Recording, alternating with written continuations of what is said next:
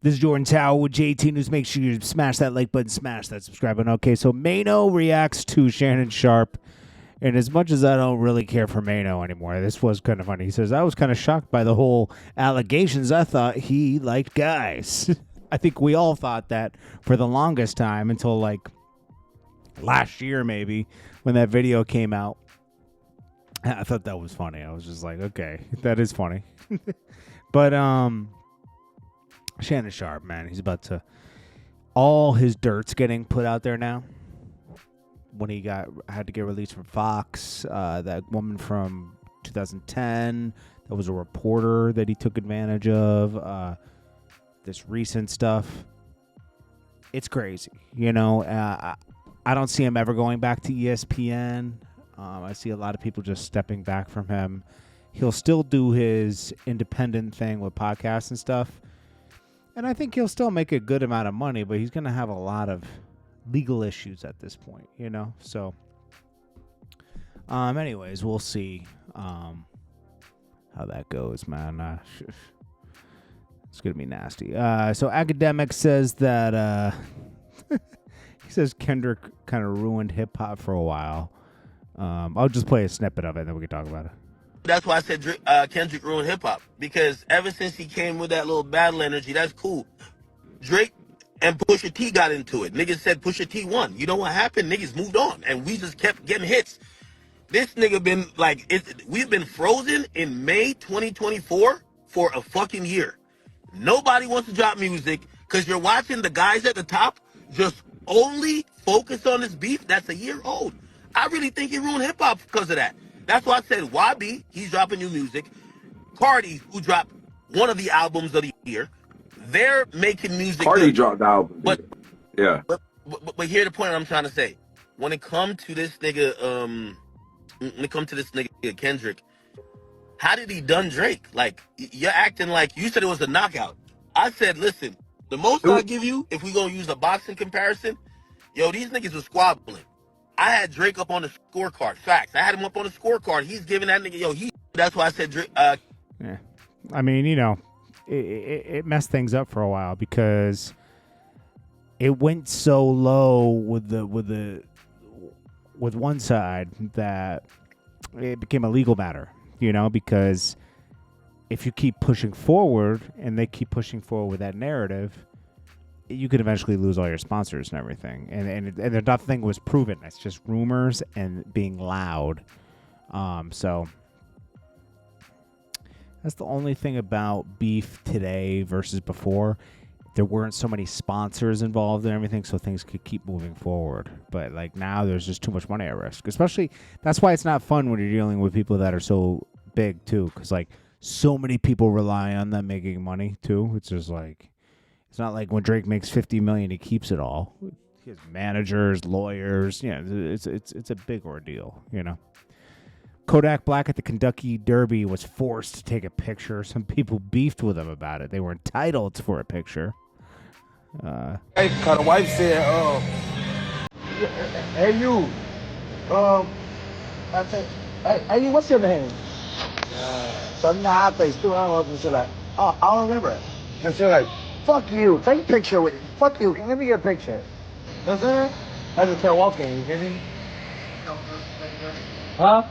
Then the husband started beefing with him, and then he ended up taking the picture. But it's like, he's at the Kentucky Derby. People are weird, man. They feel like they're entitled to take pictures with famous people.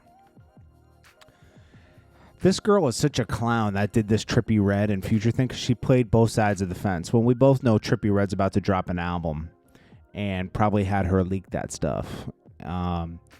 She says, I want, first of all, she was, in the first place, she was apologizing to Drake's team. I don't know, man. I don't know what you're doing, but all that social media shit, man, we ain't with this shit, man. I'm not doing no social media shit. I sent it to Trippy, and I was like, oh, like, you know him, like, aren't y'all cool? Because he said that's his favorite artist, and I sent it to him. He was like, oh, get that shit off your face, like, whatever. Ben was telling me that. Get the tat off your face. You're an embarrassment. You're for the streets. But he's been telling you that. I mean, this ain't no new shit. You know what I'm trying to say? But why would Trippy Red be doing that? Because he's about to drop an album. And I feel like he wants the clout. That's I crazy. with them, like, whatever. Like, yeah, I know I never should You know have what I'm done that, saying? And then she releases a statement saying, I want to sincerely apologize to Trippy Red and his team for releasing a personal text phone call out of jealousy that had nothing to do with any of them.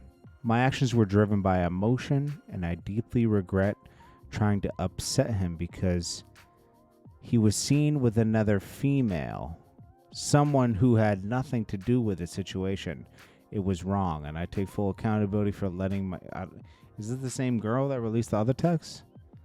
I'm confused, man. There's too many clout-chasing girls in these things releasing stuff. Trippy Red said, fake news. Okay. Remy Ma says, I've noticed you've been gaining weight. You should probably cut back into the de-eating. I don't know who that's to, but she's a clown, bro. Like, Remy Ma can't rap anymore. She's trash. She used to be dope. And, like, she's going through, like, a midlife crisis. That's what's going on here. Remy Ma is going through a midlife crisis. And it is what it is. You know, she's cheating on her husband. They moved on from each other. She has a whole baby with Papoose that they have to raise together still. It's just like, what a messy situation, you know? Her other kid is locked up for murder. It's crazy. Where is her other, was it Remy Ma's son status? Let's see. Remy Ma's son is currently facing first-degree murder charges in connection with the 2021 shooting in Queens. He was arraigned on 7-count indictment. You never hear about this. It's like it disappeared. He's just in jail.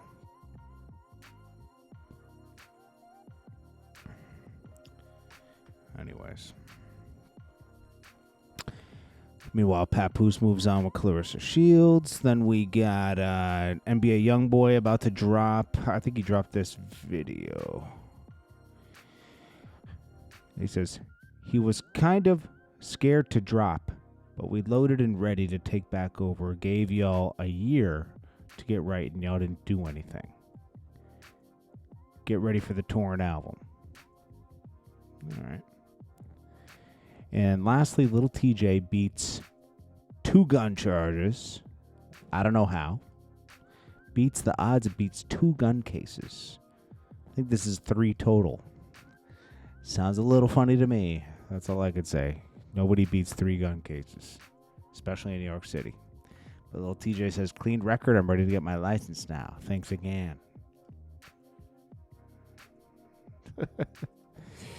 What a world. If that was me or you, we'd be in jail. Let's just say that much. This is Jordan Tower with JT News. Make sure you smash that like button, smash that subscribe button. I'll check you on the next one. Peace.